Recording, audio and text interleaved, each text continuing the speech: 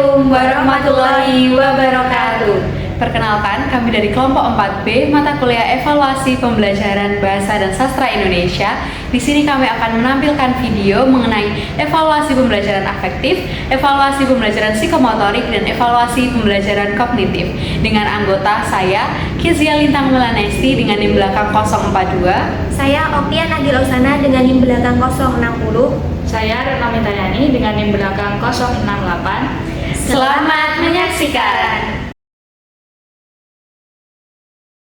Di sini saya akan mempresentasikan tentang pengembangan evaluasi kognitif. Adapun materi yang saya gunakan yakni materi teks prosedur kelas 7 dengan capaian pembelajaran menelaah struktur teks prosedur yang telah didengar atau dibaca. Selanjutnya mengenai tujuan pembelajaran, setelah melakukan membaca teks prosedur, peserta didik mampu menentukan struktur teks secara benar. Adapun indikator pembelajaran yakni ada 3. Yang pertama, peserta didik mampu menentukan bagian struktur teks prosedur. Yang kedua, peserta didik mampu menganalisis ketepatan urutan langkah-langkah atau tahap-tahap teks prosedur. Dan yang ketiga, peserta didik mampu menyebutkan bagian langkah-langkah teks prosedur yang masih rumpang.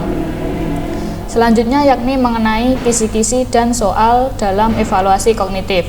Yang pertama mengenai kisi-kisi. Seperti yang telah disampaikan di atas, capaian pembelajaran dalam evaluasi kognitif ini adalah menentukan struktur teks prosedur dengan tepat. Selanjutnya, indikator yang pertama, mengidentifikasi bagian struktur teks prosedur. Dilakukan dengan teknik tulis, dengan jumlah soal 4, dengan level C1 dan C2. Adapun rinciannya, soal pilihan ganda ada 2, yakni nomor 1 dan 2. Jawaban singkat ada 1 soal dengan nomor 6, dan jawaban panjang ada 1 soal yakni nomor 8. Selanjutnya, indikator yang kedua, menganalisis ketepatan urutan langkah-langkah teks prosedur, dilakukan dengan teknik tes tulis. Jumlah soal ada 3, dengan level C3, dengan rincian pilihan ganda ada 2 soal, yakni terdapat pada nomor 3 dan 4, dan jawaban singkat ada 1 soal terdapat pada nomor 7. Indikator yang ketiga, mengemukakan bagian langkah-langkah teks prosedur yang masih rumpang, dilakukan dengan teknik tes tulis. Jumlah soal 1 dengan level C3 dengan rincian soal pilihan ganda terdapat pada nomor 5. Selanjutnya mengenai soal nomor 1, untuk memudahkan pembaca maupun pendengar agar dapat mengikuti langkah-langkah atau peringkat dari isi teks prosedur yang tujuan akhirnya bisa sesuai keinginan pembaca maupun pendengar, merupakan titik-titik teks prosedur. A. Tujuan, B. Tahapan-tahapan, C. Pernyataan umum, dan D. Langkah-langkah. Jawaban yang tepat adalah D. Langkah-langkah. Selanjutnya soal nomor 2. Perhatikan kutipan teks berikut. Terdapat beberapa langkah-langkah teks prosedur. Soalnya yakni kutipan teks prosedur tersebut termasuk dalam bagian A. Tahapan-tahapan, B. Pernyataan umum, C. Langkah-langkah, dan D. Alat dan bahan. Adapun yang benar yakni D. Alat dan bahan. Soal nomor 3, cermati teks prosedur proses pembuatan kartu pelajar di sekolah. Di sini disediakan beberapa langkah-langkah secara acak. Siswa disuruh mengurutkan langkah-langkah yang sesuai dan benar. Urutan langkah-langkah proses pembuatan kartu pelajar di sekolah adalah A. 135624, B. 653214, C. 246135, dan D. 451326. Jawaban yang benar adalah C. 246135. Selanjutnya nomor 4, baca secara cermat langkah-langkah pembuatan keripik pisang berikut. Di sini terdapat 5 langkah-langkah dalam pembuatan keripik pisang. Siswa disuruh mengurutkan kembali. Urutan langkah yang tepat adalah A. 12345, B. 21354, C. 23154, D. 12345. Jawaban yang benar adalah C. 23154. Selanjutnya nomor 5, Berikut cara aktivasi kartu seluler melalui SMS ke 4444. Di sini ada 4 langkah-langkah, namun nomor 2 masih rumpang. Siswa disuruh untuk mengisi bagian yang rumpang tersebut. Langkah yang tepat untuk mengisi bagian kedua adalah A. Mematikan telepon seluler, B. Menyalakan kamera bagian belakang, C. Buka aplikasi pengirim pesan, dan D. Pelankan suara telepon. Jawaban yang benar adalah C. Buka aplikasi pengirim pesan. Selanjutnya, soal nomor 6 yakni uraian singkat. Kementerian Komunikasi dan Informasi atau Kominfo mewajibkan untuk aktivasi nomor KK atau kartu keluarga dan NIK nomor induk kependudukan bagi pengguna kartu seluler. Setiap pembelian kartu seluler baru diharuskan untuk registrasi identitas terlebih dahulu sebelum kartu seluler dapat digunakan. Berikut cara aktivasi kartu seluler melalui SMS 4444. Kutipan teks tersebut termasuk teks prosedur bagian. Kunci jawabannya adalah bagian tujuan. Selanjutnya, nomor 7 ini juga merupakan uraian singkat. Perhatikan teks prosedur berikut. Di sini ada 5 langkah. Siswa disuruh untuk mengurutkan langkah-langkah menjadi tepat. Urutan langkah petunjuk menyangkut tanaman di atas yang tepat adalah kunci jawabannya 5, 3, 4, 2, 1. Nomor 8, nomor terakhir, di sini adalah uraian panjang di mana disediakan teks prosedur cara membuat kopi susu.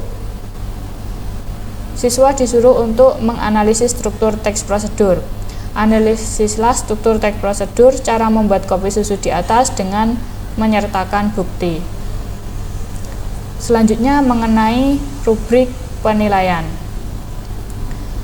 Di sini untuk nomor 1 sampai 5 pilihan ganda, jika jawaban benar dapat skor 1, di mana skor bobot setiap soal adalah 8, maka rentang soal adalah 0 sampai 40. Selanjutnya, soal nomor 6 sampai 7 merupakan uraian singkat. Jika benar, maka mendapat 1, skor 1 dengan bobot 10. Jika semua benar, maka dapat skor maksimal 20. Nomor 8 merupakan uraian panjang. Jika siswa mampu menyebutkan dan menjelaskan 4 struktur teks prosedur, yakni tujuan, alat dan bahan, tahapan, atau langkah-langkah dengan tepat, maka mendapat skor 4 dengan bobot 10. Selanjutnya, jika siswa kurang mampu menyebutkan dan menjelaskan 3 struktur teks dengan tepat, maka dapat skor 3. Jika siswa cukup mampu menyebutkan dan menjelaskan 2 struktur teks dengan tepat, dapat skor 2.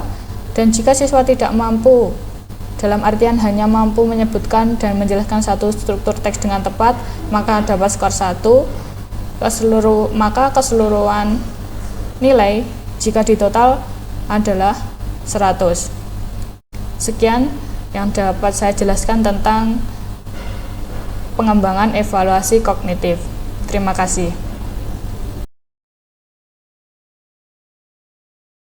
Di sini saya akan menjelaskan pengembangan evaluasi psikomotorik bab 1 mengungkap fakta alam secara objektif. Capaian pembelajaran kelas 10 mempresentasikan laporan hasil observasi dengan runtut dan menggunakan intonasi yang tepat. Untuk tujuan pembelajarannya, siswa diharapkan mampu mempresentasikan laporan hasil observasi secara profesional dan informatif sehingga informasi dapat tersampaikan dengan baik dan mudah dipahami oleh audiens. Untuk indikator pembelajaran ada 4. Yang pertama, siswa mampu menyampaikan isi laporan hasil observasi dengan runtut dan logis sesuai dengan urutan observasi dan analisis data. 2. Siswa mampu menggunakan bahasa yang baku, mudah dipahami, dan sesuai dengan konteks ilmiah dalam presentasi.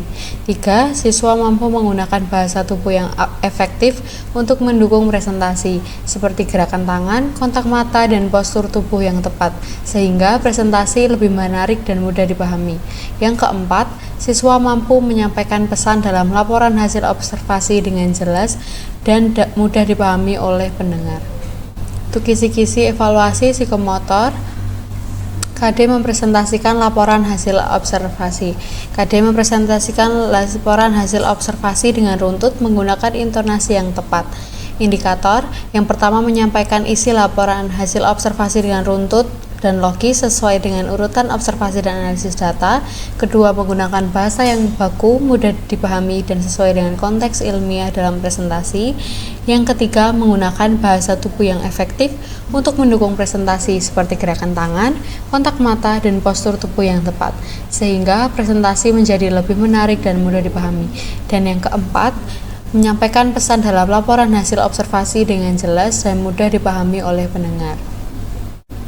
Untuk teknik tes kinerja dan untuk bentuk presentasi hasil. Untuk soal dan petunjuk, presentasikanlah hasil teks observasi yang telah dibuat pada pertemuan yang lalu. Selanjutnya, untuk kriteria penilaian. Ada 4 tingkat kompetensi dan aspek yang dinilai. Untuk aspek yang dinilai yang pertama adalah penyampaian isi. Untuk skor 4, penyampaian isi teks hasil observasi dengan runtut dan logis sesuai dengan urutan observasi dan analisis data. Untuk skor 3, penyampaian isi teks hasil observasi dengan runtut dan logis namun kurang sesuai dengan urutan observasi dan analisis data. Untuk skor 2, penyampaian isi teks hasil observasi kurang runtut dan logis serta kurang sesuai dengan urutan observasi dan analisis data. Dan skor 1, penyampaian isi teks hasil observasi tidak runtut dan logis serta tidak sesuai dengan urutan observasi dan analisis data. Untuk aspek yang dinilai yang kedua, kaidah kebahasaan. Skor 4, menggunakan bahasa yang baku, mudah dipahami, dan sesuai dengan konteks ilmiah. Skor 3, menggunakan bahasa yang baku, mudah dipahami, namun kurang sesuai dengan konteks ilmiah. Skor yang kedua, menggunakan bahasa yang kurang baku, tidak mudah dipahami, dan kurang sesuai dengan konteks ilmiah. Dan untuk skor 1, menggunakan bahasa yang tidak baku, tidak dapat dipahami, dan tidak sesuai dengan konteks ilmiah. Untuk aspek yang dinilai yang ketiga adalah bahasa tubuh. Untuk skor 4, mampu membuat presentasi lebih menarik dan mudah dipahami dengan menggunakan gerakan, kontak mata, dan postur tubuh yang tepat. Skor 3, cukup mampu membuat presentasi lebih menarik dan mudah dipahami dengan menggunakan gerakan tangan, kontak mata, dan postur tubuh yang tepat. Skor 2, kurang mampu membuat presentasi menjadi lebih menarik dan mudah dipahami dengan menggunakan gerakan tangan, kontak mata, dan postur tubuh yang tepat. Skor 1, tidak mampu membuat presentasi lebih menarik dan mudah dipahami dengan menggunakan gerakan tangan, kontak mata, dan postur tubuh yang tepat. Untuk aspek penilaian yang keempat adalah pelafalan. Di sini skor 4, mampu menyampaikan pesan dalam laporan hasil observasi dengan jelas dan mudah dipahami oleh pendengar.